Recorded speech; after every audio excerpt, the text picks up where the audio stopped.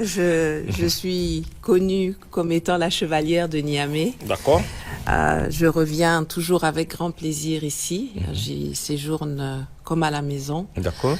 Et c'est aussi parce que c'est le centre névralgique du combat le plus important qui se passe en ce moment sur notre continent. Okay. La reconquête de nos pays, la reconquête de nos ressources et la définition pérenne dans le temps de la souveraineté. C'est ici et dans les pays frères d'à côté, le Mali et le Burkina, que ça se passe. D'accord. Et donc je pense qu'il est important de montrer notre solidarité, de venir faire notre part. C'est ce que chacun doit faire. D'accord. Je voyage beaucoup. J'étais il y a peu de temps à l'université de Nairobi. Et je me rends compte dans mes voyages dans le continent africain que tous les regards sont portés sur l'AES. Oui. Tous les espoirs sont portés sur l'AES. Il y a aussi naturellement beaucoup de gens qui ont peur de ce qui se passe à l'AES parce que ça met en danger leurs intérêts. D'accord. Et donc il y a un besoin constant d'expliquer, de mobiliser, de faire des plaidoyers, d'attirer les attentions, de prévenir, de communiquer pour bien expliquer les enjeux, bien identifier les défis et bien penser les solutions. Et c'est pour ça que c'est le centre névralgique parce que on constate que d'abord, aucun pays en Afrique, d'ailleurs aucun pays dans le monde, à part le Vietnam, n'a réussi à faire dégager l'armée française et à faire dégager l'armée américaine. En même temps, hein? Coup sur coup. Ouais. Il n'y a pas d'autre pays. Le Vietnam l'a fait. Oui. C'est vrai là-bas au prix de guerre bien sûr. Et d'une vraie guerre physique et des millions de victimes. Hein? Et des victimes en masse. Le Niger a réussi à faire dégager ces deux puissances impérialistes occidentales dans la foulée, coup sur coup, sans avoir à faire couler une goutte de sang. D'accord. C'est extraordinaire. Ouais. Il y a beaucoup de pays dans le monde, et pas seulement en Afrique, qui rêveraient de faire la même chose, d'avoir les capacités, le leadership nécessaire pour le faire, d'avoir des populations qui ont la résilience et qui ont la souveraineté tellement ancrée en eux qu'ils se sont mobilisés et qu'ils ont réussi à faire dégager ces gens-là. L'histoire le retiendra pour des siècles et des siècles. D'accord, hein, vous avez animé plusieurs conférences à Dosso, à la place Amadou Boubacar au campus de l'université de Niamey et à Mahamat Gandhi. Pourquoi cette conférence et pourquoi le choix du thème? Alors le choix du thème parce que c'est une arme qui a été utilisée en permanence depuis des siècles par les Occidentaux.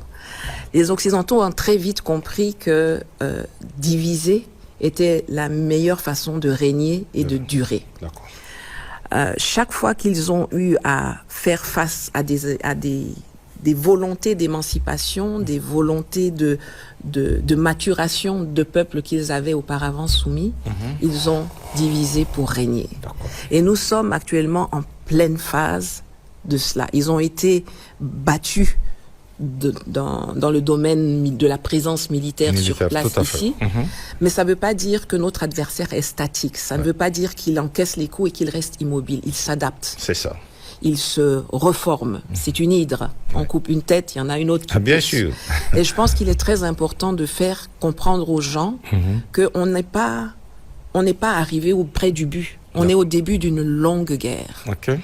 Et souvent, les gens sont impatients. Ils se disent, bon, ben, ça va, les Français sont partis, les Américains sont partis, maintenant on veut du travail, on veut... Mais ce que j'explique dans ces conférences, c'est que l'État, la réforme fondamentale qui est en train de faire, la refondation qui est en train d'être faite, c'est pas quelque chose de superficiel. C'est Angela Davis disait que le radicalisme, c'est d'aller arracher les racines du mal et les enlever. Et c'est ce qui est en train d'être fait ici. C'est pas des opérations de cosmétique. Bien sûr. Et donc un État c'est pas un petit vélo qu'on freine et puis on tourne. Un État, c'est un gros paquebot qui, même quand il freine, même quand il veut tourner, quand il freine, il continue quand même d'avancer, porté par son poids, porté par la houle, par la vague, Donc c'est pas un long fleuve tranquille. Et si certaines personnes peuvent penser que ça stagne ou on tarde à avoir les fruits, alors ils sont pas du tout. C'est en Non, que le Niger a fait ce que d'autres États n'ont pas fait en 60 ans. Ça, c'est sûr. En un an, on oublie. Bien sûr. Parce qu'il y a tellement de choses qui se sont faites qu'on a l'impression que ça fait des années qu'on est dedans. Et j'ai pensé que c'était important avec mes camarades, avec vos amis, voilà, de venir bien expliquer aux uns et aux autres que les défis sont nombreux et que nous sommes dans un mouvement de refondation, mais qu'il faut de la patience, de la résilience et de l'intelligence. D'accord. La division, vous l'avez dit, une arme historique de l'impérialisme occidental pour briser les luttes africaines. Qu'est-ce que vous fait dire ça et quelles sont vos preuves? Mes preuves sont l'histoire. C'est l'histoire. Ouais. D'accord. Ils sont dans l'histoire. C'est pour ça que on a mis historique dans le terme, dans le thème. En fait, quand on regarde l'histoire, c'est une suite de preuves de cette doctrine occidentale. L'Occident ne perçoit sa vision du monde qu'à travers des logiques belligérantes, de domination, de conquête, de force, de rapport de force. Ce n'est d'ailleurs pas seulement moi qui le dis ici aujourd'hui. Nous avons un individu qui a été président de la France, qui s'appelle Nicolas Sarkozy. Nicolas Sarkozy, oui. Qui nous avait dit à une époque, depuis l'université Cheikh Anta Diop de Dakar, que l'homme africain n'était pas assez entré dans l'histoire. Qui lui-même, entre-temps, est très suffisamment entré dans l'histoire judiciaire de son pays, bien sûr. En étant le premier ex-président français à être condamné et à porter un bracelet électronique. Oui, tout à fait. Ce monsieur a été auditionné récemment, je pense que la vidéo a circulé un peu partout, a été auditionné récemment devant le Parlement. Et lors de cette audition, il a dit, je le cite, la civilisation la plus brutale, la plus sauvage, la plus violente qui existe et qui ait jamais existé, c'est la civilisation européenne. C'est nous, c'est pas les autres. Fin de citation. Donc pour une fois, il a dit les choses telles qu'elles sont. Et c'est factuel. C'est factuel. Depuis toujours, ils ont divisé pour régner. Vous prenez, en ce qui nous concerne, la conférence de Berlin. Ils se rendent à Berlin en 1884, 1885. Ils prennent leur bic, leurs règles, et puis ils commencent à se partager l'Afrique. Il y a 14 puissances de l'époque qui sont là, et ils se partagent l'Afrique. Ils ne regardent pas les espaces communautaires qui existent. Ils ne tiennent pas compte de ça. Ils partagent, ils divisent des familles, ils divisent des clans, ils divisent des communautés, ce qui a encore des conséquences jusqu'à aujourd'hui, même dans certaines parties de l'Afrique. Tout à fait. Ça remonte à là. Ils ont divisé pour régner. Ensuite, vous le regardez pendant la colonisation, la France, par exemple, avait un espace où elle était puissance colonisatrice. Mais elle n'a pas, mais elle a quand même divisé cet espace. C'est ça. En Afrique équatoriale et en Afrique occidentale française. Et elle a créé une monnaie d'asservissement et elle l'a elle aussi divisée pour empêcher que quelqu'un qui vient de l'Afrique centrale puisse librement commercer, échanger avec son frère de l'Afrique de l'Ouest, etc. Donc ils ont toujours dans cette logique de division. Ensuite, il y a tous les conflits qui ont été instillés, encouragés, etc. Que ce soit au Tchad, que ce soit au Rwanda. Oui, alors là, c'est dans les grandes largeurs. Que ce soit en Côte d'Ivoire, avec la guerre de Biafra, pardon. Absolument. C'est-à-dire que vous regardez, partout, ils ont encouragé soit les divisions nord-sud, soit est-ouest. Il y a toujours eu des fragmentations. Et en Côte d'Ivoire, ce qu'on a vu. Voilà l'exemple plus récent. Donc l'histoire là aussi nous prouve que c'est divisé pour régner. Maintenant, même au-delà de l'Afrique, il y a cette volonté de diviser pour régner quand ils veulent quelque chose. C'est ça. Et on l'a vu, et depuis d'ailleurs la guerre de Yougoslavie de 1991-2001, ils ont introduit une notion pernicieuse dont nous supportons les effets ici aujourd'hui. Ils ont introduit la notion de protection des minorités ethniques. Protection des minorités, c'est ça. Voilà. Alors, eux, subitement, ils se préoccupent des minorités ethniques. Ce qui est très intéressant.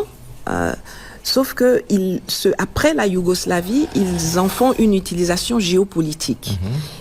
Avec cette notion qu'ils introduisent dans le droit international, ils se donnent le droit d'intervenir militairement à leur guise, là où ils veulent, pour protéger les minorités ethniques.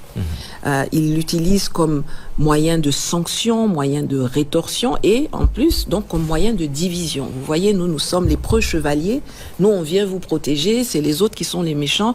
Il faut vous battre pour avoir votre territoire, vous séparer, diviser. Ils l'ont fait en Yougoslavie. Ils l'ont fait au Biafra. Ils l'ont aussi fait chez les Ouïghours en Chine. La thématique des Rohingyas en Birmanie. Ce qui, je le disais aux jeunes, si vous remarquez bien, les minorités ethniques musulmanes, par exemple, ils veulent les protéger, mais quand elles sont loin. Quand elles sont en France, là-bas, chez eux, ils les qualifient d'ennemis, d'envahisseurs, de gens qu'il faut renvoyer chez eux. Chez eux, tout à fait. Et c'est la même chose qu'ils font ici en Afrique, donc le Biafra, ou alors les thématiques des Peuls, des Touaregs. Tout ça, ça sert à fragmenter, à diviser et à affaiblir. Parce que des peuples unis, seuls des peuples unis sont capables de reprendre leur destin en main, de corriger ce qui a été déconstruit. Et on remarque d'ailleurs que chez eux, ils font tout le contraire. Ils s'unissent, ils font tomber les barrières. L'Union européenne, Schengen, là-bas c'est la vraie intégration. Les gens sortent de chez eux, ils peuvent faire 4 pays dans la journée, sans sortir même une fois leur passeport ou leur carte d'identité. Alors qu'ici, au sein des espaces même régionaux qu'on a, je ne peux pas aller du Ghana au Togo sans montrer mon passeport. Et même sans d'ailleurs donner un peu d'argent pour qu'on me laisse passer. Donc on a l'histoire qui nous prouve cela. Et on a aussi l'histoire qui nous prouve que eux savent que c'est négatif parce que chez eux, ils combattent ceux qui veulent diviser ou qui veulent se séparer. Vous voyez les thématiques des Corses, des Bretons, des Lorrains, des Basques, des Catalans.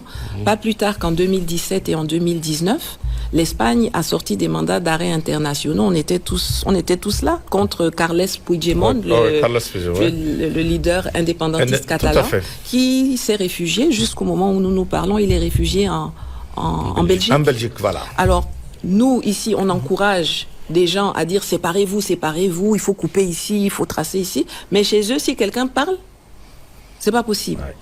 Chez eux, ils ont formaté quand même, ils ont ce que j'appelle le minimum républicain. Et je pense que ça, c'est un thème qui pour moi est très important.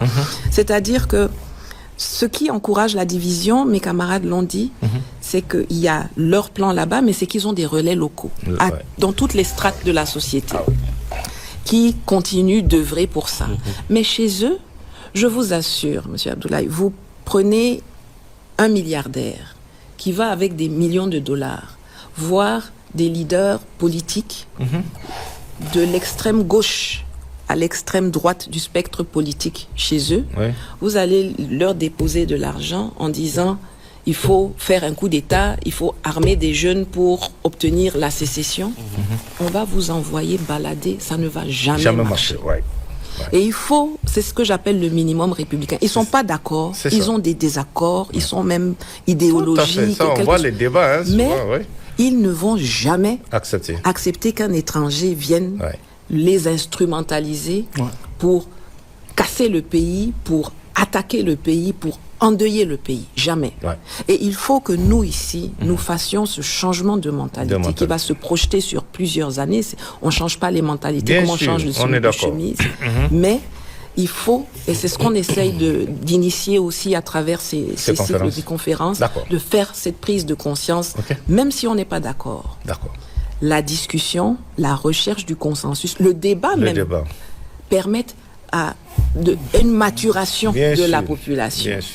On peut se diviser entre nous, on peut discuter, on peut être en désaccord, mais on ne peut pas laisser des étrangers venir nous instrumentaliser pour nous déchirer, alors qu'eux-mêmes sont hermétiques à cela. Comment les pays de l'AES, de manière concrète, peuvent faire face à cette situation? Parce que vous l'avez évoqué aussi dans votre thème. Tout à fait.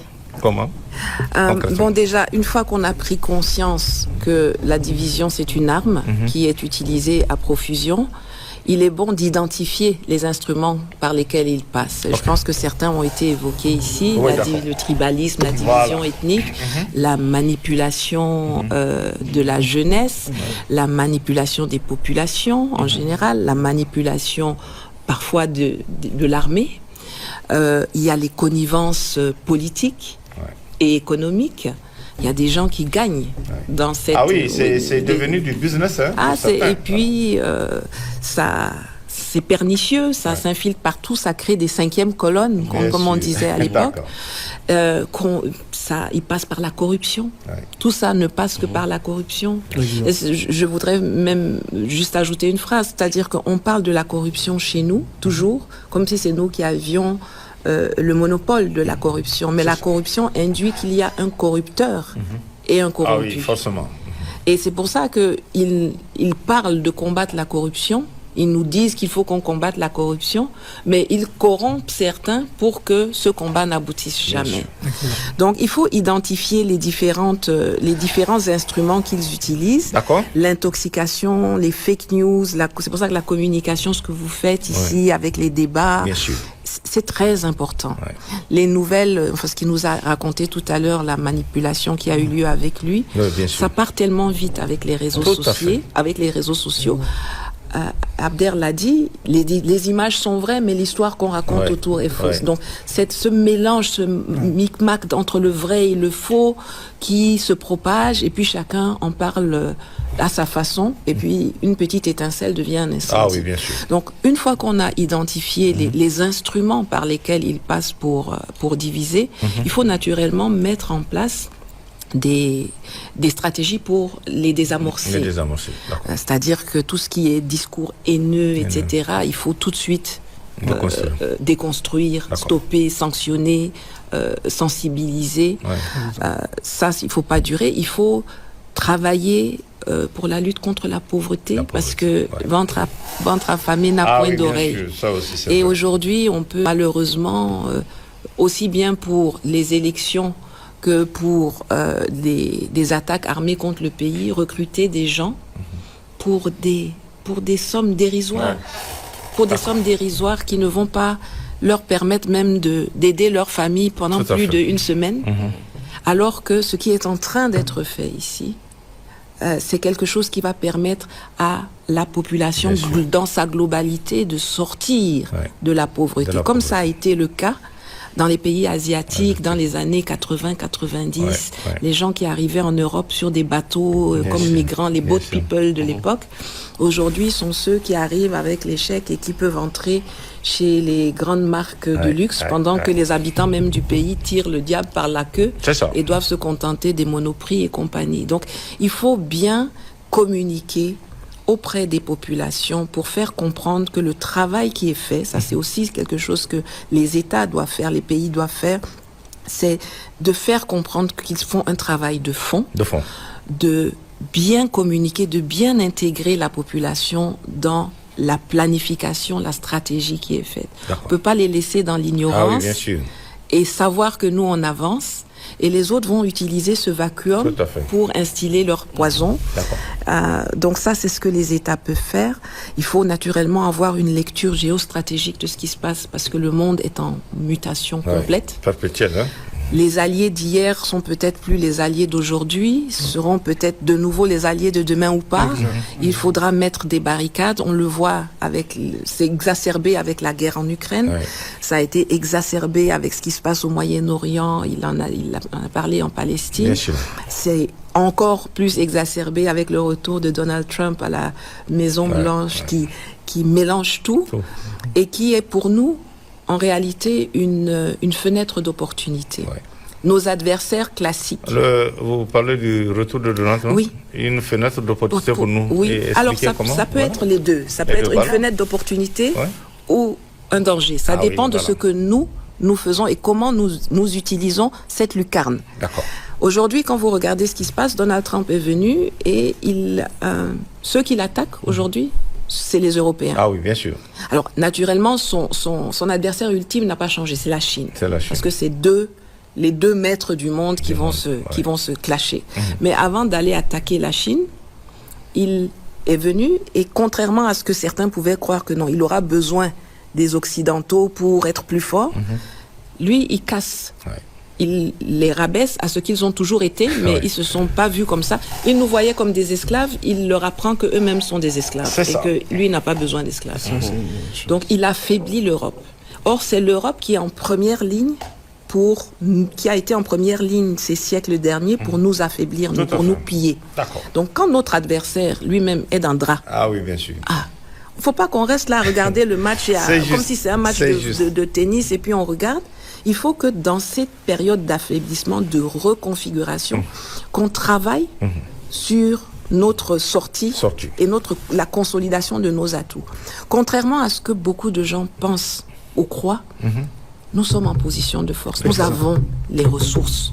C'est nous qui avons les ressources. Et c'est nous qui devons casser les barrières que nous avons dans nos têtes pour décider que nous allons imposer nos règles. D'accord.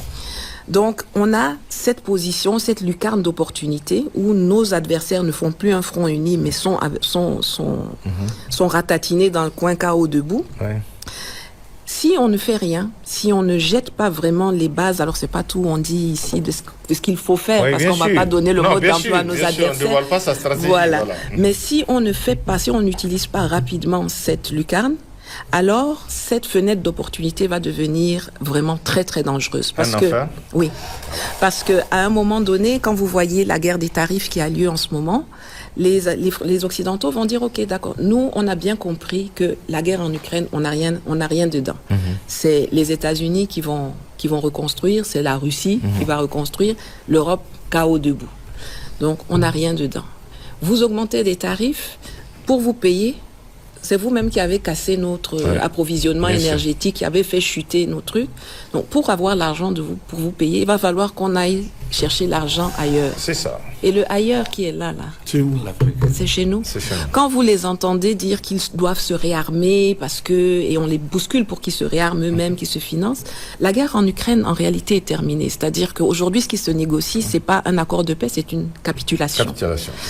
Et donc, quand ils disent qu'ils se réarment pour suppléer les États-Unis en Ukraine, c'est faux. Ils se réarment pour, au moment où ils seront de nouveau plus forts, revenir vers l'Afrique, parce que c'est là où ils peuvent piocher et puis aller payer leur dû à leur maître, au ancien maître, et puis aussi réinjecter pour reconstruire une économie qui a été, d'ailleurs, je pense, la première victime de la guerre en Ukraine. Pensez à affaiblir la Russie, mais c'est l'Occident qui a été affaibli. Donc ça, c'est cette partie-là, prendre conscience de ces enjeux.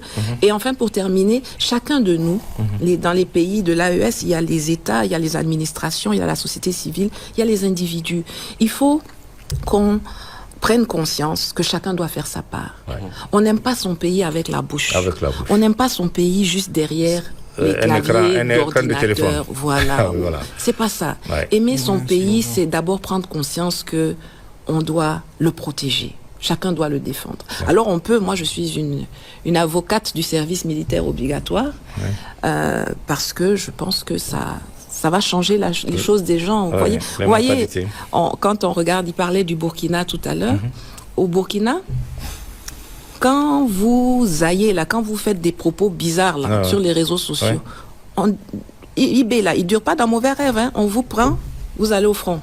Quand ils reviennent ils reviennent. On n'a pas appris qu'ils ont été tués. Bien sûr. Mais ils ont compris que ce qu'on disait là derrière les réseaux sociaux, qu'il ne faut rien, etc., c'est autre chose.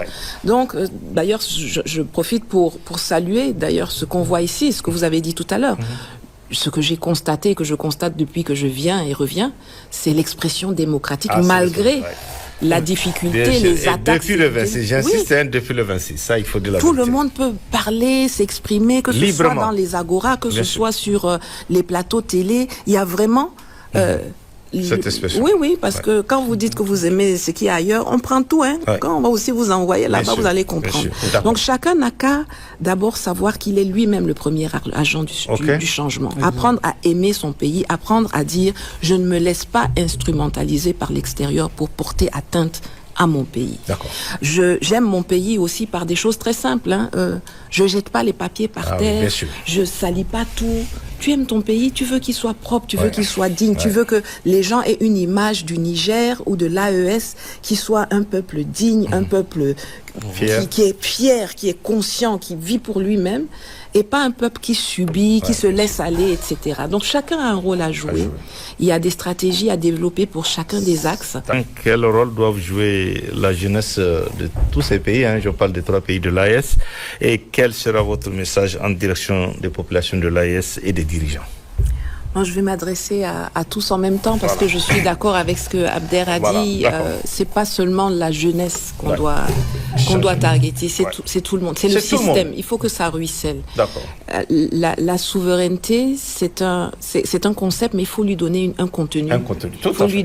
Il faut que chacun, celui qui est dans un service, dans un ministère, à l'entrée, quand il reçoit un dossier et qu'il doit traiter le dossier, il faut qu'il sache dans ce dossier qu'on me donne là, où sont les intérêts de mon pays et comment je les protège. Il faut que les enseignants dans les écoles, dans les universités puissent inculquer cet esprit de souveraineté. Donc il faut vraiment combattre l'ignorance.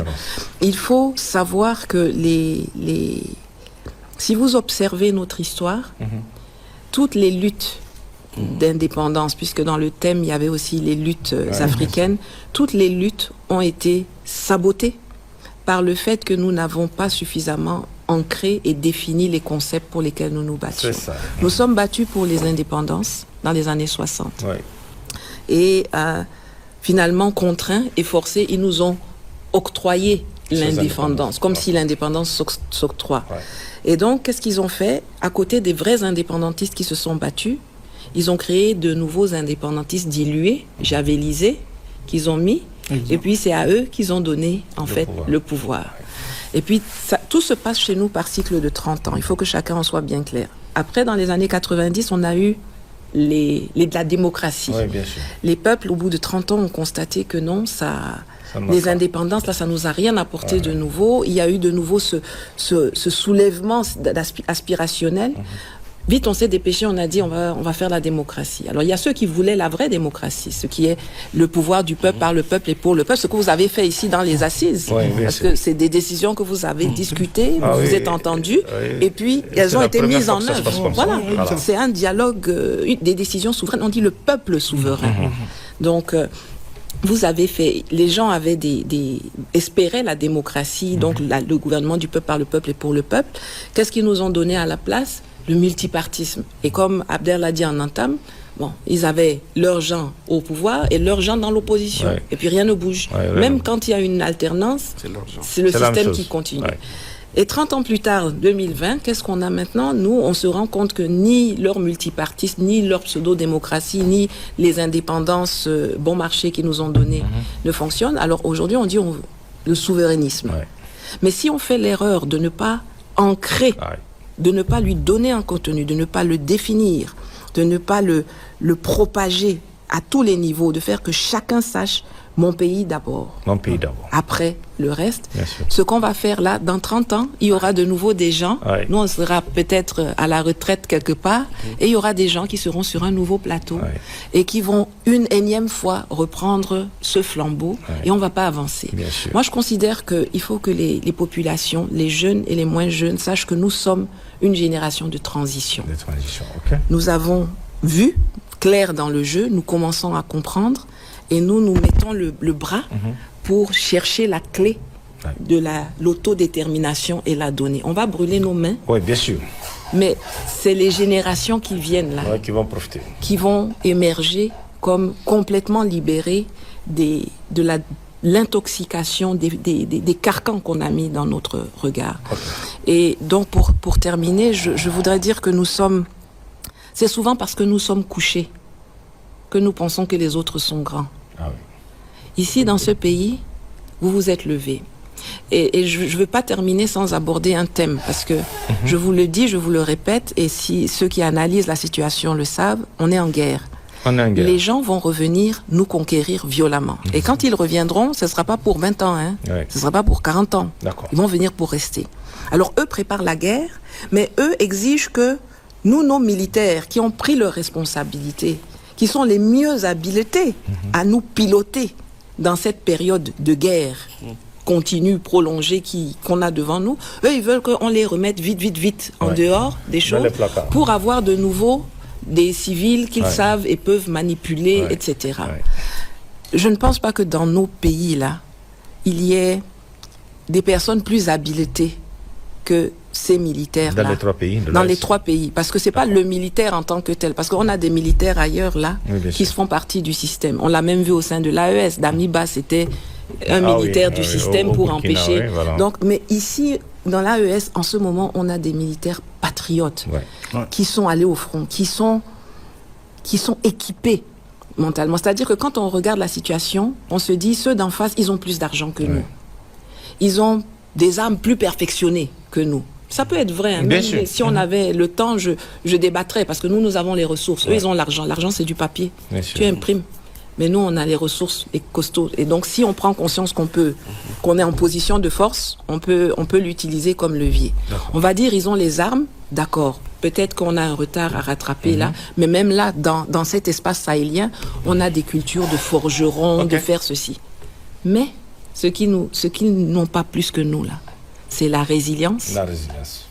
Et c'est l'intelligence. Ce qui se passe là maintenant, c'est une guerre d'intelligence. Je demande à chacun de faire preuve d'intelligence, de se souvenir que le 26 juillet, vous êtes restés unis. Et c'est pour ça que la refondation s'est faite. Plus tard, à la suite du 26 juillet, quand des sanctions vous ont été assénées matin, midi et soir, que des gens sont morts à cause des embargos iniques et illégaux, vous êtes restés unis. Et c'est ce qui a fait que vous êtes encore debout. Que quand les soldats français et puis le petit clown de Sylvain Ité là, ont refusé de partir du Niger, vous êtes restés unis. Ce sont les populations qui étaient là-bas, devant la base, qui matin se relayaient, matin, midi et soir, et vous avez gagné cette partie-là. Il y a d'autres combats. L'unité et la solidarité sont essentielles. Un peuple uni jamais ne sera vaincu.